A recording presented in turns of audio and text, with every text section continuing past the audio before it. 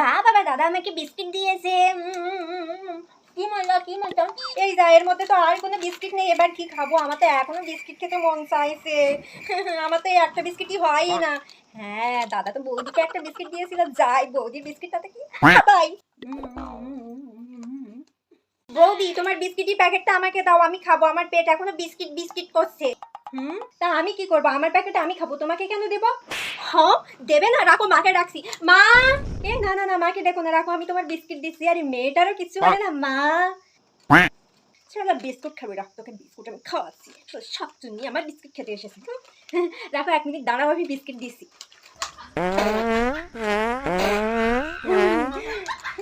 এই নাও, পেটে গন্ধ করে দিয়েছি, খা বিস্কিট খা, ধর। হ্যাঁ বৌদি, তুমি এটা কি করলে? আমাকে বিস্কিটের প্যাকেট দেবে না বলে পুরো বিস্কিটের প্যাকেটটা পেটে গন্ধ করে দিলে। শালার কুটনি একটা, সবসময় আমার জিনিস আছে, এবার খাবি খা।